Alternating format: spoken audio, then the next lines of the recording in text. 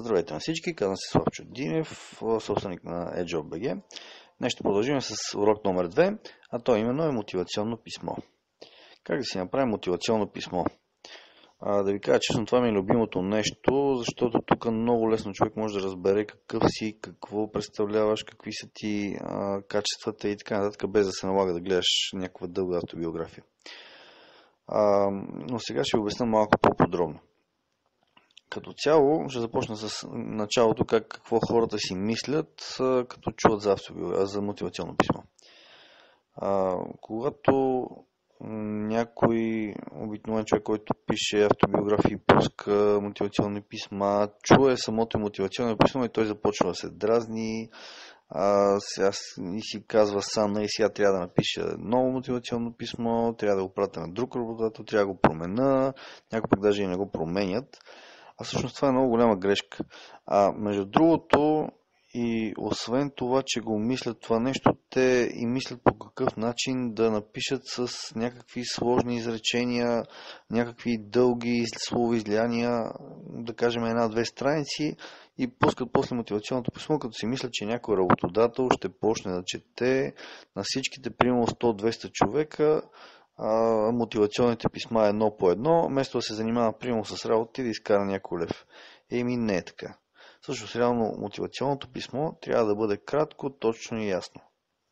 Като повечето неща, принципно. Сега ще ви дам няколко съвета и ще ви покажа какво точно трябва да представлява мотивационното писмо. Това е много кратко и много полезно с работодателите. Първо, разбира се, може най-отгоре в ляво да направите, отново да си напишете имената, адрес, естествено някакъв телефон също, малко по-долу в дясно да напишете името на фирмата и евентуално, ако знаете кой ще ви преглежда мотивационното писмо и автобиографията, е хубаво да напишете неговото име, за да може да направите едно добро впечатление. Това като за начало, това не е толкова важно. Също може и без него да минете, но изглежда доста по-приятно. След това започваме реалното мотивационно писмо. Реално за мотивационното писмо не се нуждаете от ново нещо, от ново писане, даже едно мотивационно писмо половин страница е перфектно. За да не кажа даже и много. Аз моите думи съм ги подбрал така, понеже не знам в момента как ще изглежда на записа, така че ще ви го продиктувам как съм започнал. Привет, господин Хикс. Извинявам се. Привет, господин Хикс. Позицията, за която сте обявили, многоточие там, каквато и да е позицията, ми допада страшно много и бих желал да ви предложа услугите и знанията си. А именно, и тук в няколко точки може да изборите. Примерно имам 2 години опит в еди какво си, това, което му трябва, разбира се, на работодателя, 1 година опит в еди какво си, амбициозен съм страшно много, обичам да работя, уча се много бързо на нови неща. Да кажем друга точка, имам познания по еди какво си, друга точка, имам задълбочени познания по еди какво си. Реално тук в това малко каре трябва да напишете с няколко точки какви са вашите компетенции.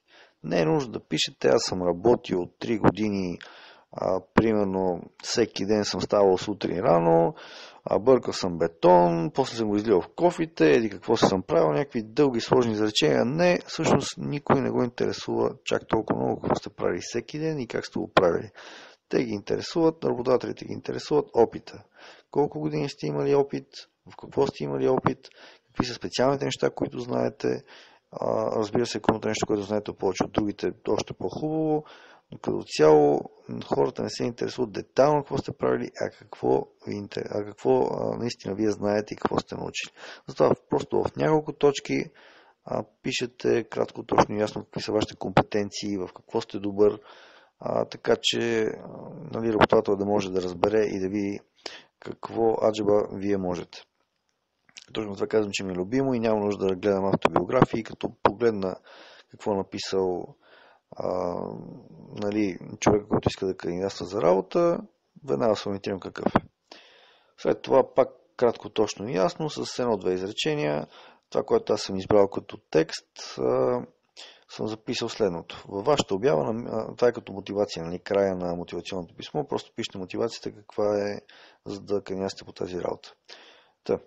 Във вашата обява намирам работа, която бих искал да работя, защото винаги съм търсил работа, която би ме направила още по-голям професионалист и ще ми даде вътрешно удовлетворение. След задълбочено проучване видях, че вашите клиенти са страшно доволни от професионализма ви и затова искам много да се срещнем на интервю, за да мога да покажа всичко това, което съм написал. Кратко и ясно. Пак казвам, не е нужно да се занимавате да пишете разни фермани с някакви мотивационни писма. Не е нужно да бъде много дълго, даже напротив, колкото по-кратко и колкото по-ясно е направено за работодател, толкова повече той ще го оцени това нещо. И всъщност това е. Мотивационното писмо е страшно просто нещо, но повечето хора си мислят, че е сложно и го правят реално сложно. Не е нужно. Приятели.